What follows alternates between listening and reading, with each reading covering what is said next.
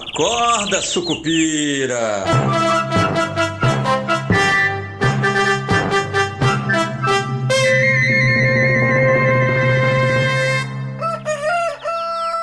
Bom dia, pessoal, sejam todos muito bem-vindos, sejam todas muito bem-vindas. Esse é o nosso Acorda Sucupira. Eu sou Rodrigo Oliveira e hoje é dia 27 de agosto, quarta-feira de uma semana movimentada que continua repercutindo aí a decisão do Trump de mandar embora Lisa Cook, uma das diretoras ali, uma das membros diretoras,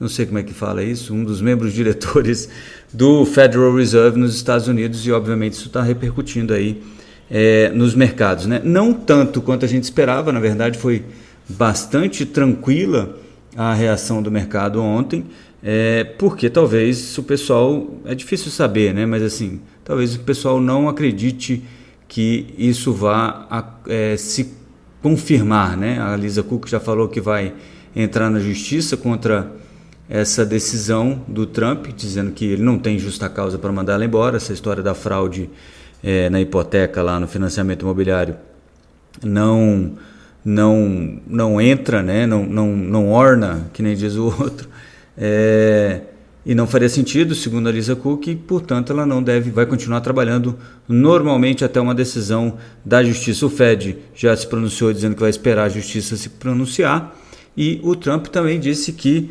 espera a decisão da justiça, né? Talvez seja mais uma forma do Trump de entrar na mente ali dos membros da diretoria.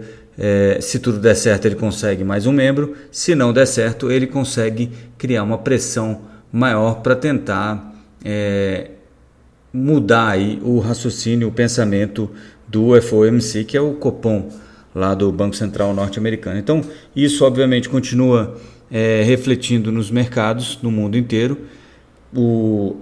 E aí, como eu falei, não foi tão o movimento que a gente esperava, seria um de inclinação maior da curva, o que ocorreu, tá? O que quer dizer isso, né? Os juros futuros mais longos subiram enquanto os juros futuros mais curtos caíram, né? É esse diferencial que interessa, ou mesmo que tenham caído ambos, né? Os mais longos, intermediários e os curtos, o longo e intermediário cai menos do que os curtos, o que faz com que, quando você olha aí para essa reta que compõe as taxas de juros futuras, ela se incline, né? Ela fique mais empinada aí para o lado direito dela, né? Considerando aí que o X, né? que o eixo horizontal dela é tempo. Então, 2 anos caiu 5 basis points, né? 5 pontos base. O título de 10 anos, o juro caiu 2, e o título de 30 anos subiu 3 pontos base, né? Para quem não sabe, 100 pontos base igual 1%, 1 ponto percentual. Então, quando eu falo 2 basis points ou 2 pontos base, é 0,02 ponto percentual. Então, teve essa inclinação da curva, mas a Bolsa de Valores fechou em alta lá, as bolsas, né? O S&P 500 fechou em alta de 0,41, a Nasdaq em alta de 0,43. E o dólar, que o pessoal esperava um movimento mais forte, não cedeu muito. Inclusive, o DXY agora pela manhã em alta de 0,51% a 98,71, né, o índice.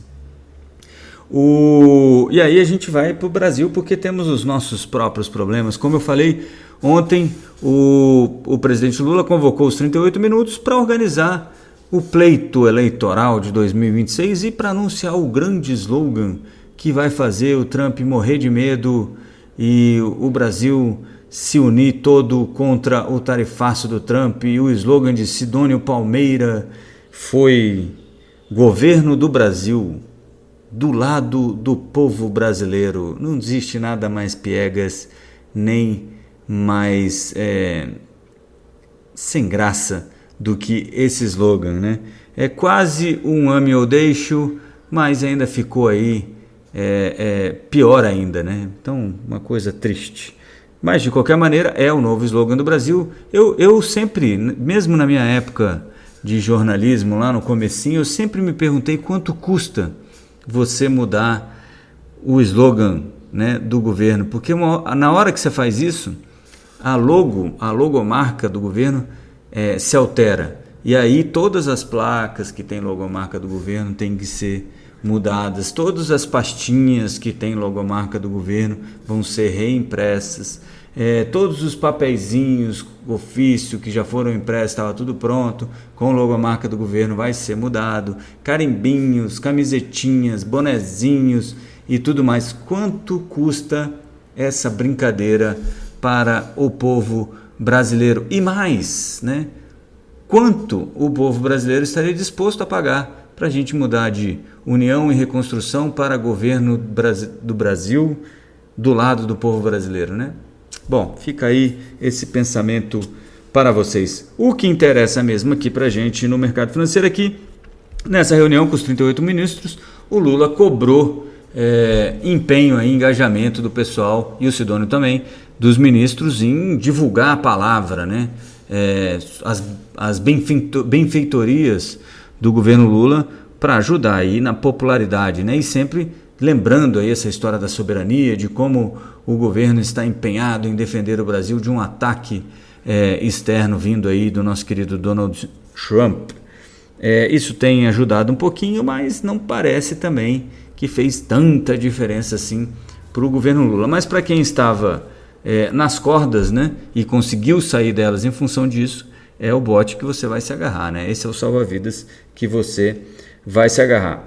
A verdade é que o governo Lula está preocupado, já entendeu que o Tarcísio deve ser o adversário e começa então agora a pré-campanha, digamos assim, né? Lula versus Tarcísio, por enquanto, Lula no páreo.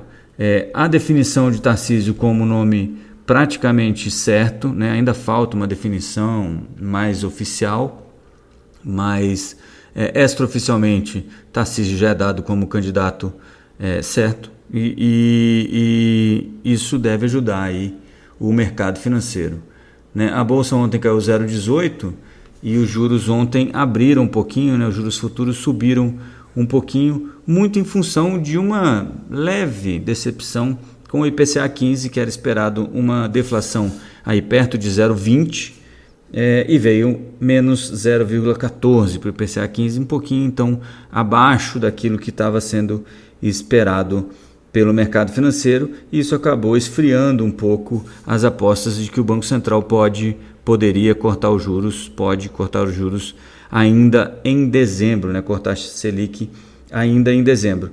Agora, hoje ainda à tarde tem os dados do CAGED, né? de mercado de trabalho, e devem ser apontadas aí, segundo a expectativa do governo, não, do mercado, 135 mil novas vagas no mês de julho, contra 166 mil novas vagas no mês de junho. Um número abaixo desses 135 mil pode ajudar a ressuscitar aí as apostas de um corte de juros em dezembro e também ajudar aí a Bolsa de Valores a andar um pouco mais otimistamente, né, digamos assim. Hoje às 11, o Fernando Lero Haddad tem uma entrevista para o UOL, e aí ele deve falar, entre outras coisas, de algumas das dificuldades que o governo vai ter que está enfrentando no Congresso Nacional. A gente tem a votação do projeto que isenta de imposto de renda todo mundo que ganha até R$5 mil mensais, mas a oposição já tem falado por aí que não vai aprovar os aumentos de impostos que compensariam a queda de arrecadação em função da isenção dos R$5 mil, deixando esse pepino para o Lula resolver sozinho, né? Para não ficar só com bônus eleitoral e ficar também com algum ônus dessa medida, que é uma medida popular e uma medida que todo mundo quer aprovar, mas só não quer aprovar o aumento de imposto também para compensar a perda de receita, né? Então, isso obviamente vai enfrentar algumas dificuldades na Câmara e no Senado. Essa semana, o Hugo Mota e o Davi Alcolumbre, né, respectivamente aí, presidentes da Câmara dos Deputados e do Senado Federal, se encontram com a nossa querida Gleisi Hoffmann, ministra de Relações Institucionais, para negociar aí um calendário e tentar aprovar isso ainda em setembro. A ideia primária do governo era aprovar antes do início do julgamento do Bolsonaro, que está marcado aí para o dia 2 de setembro, mas pelo jeito já não vai dar, né? Essa semana, por exemplo, já foi para o brejo. Na CPMI, e outra coisa que o governo tem que discutir ainda essa semana é o PELOA 2026, que é o Projeto de Lei Orçamentária Anual, para o ano que vem, que tem até o dia 31 de agosto para ser apresentado pelo governo, né? Então tem aí uma negociação sobre emendas e o que vai para não sei quem, para poder fazer isso tudo andar do jeito que o governo gostaria. Além disso, o governo também está de olho e com as barbas de molho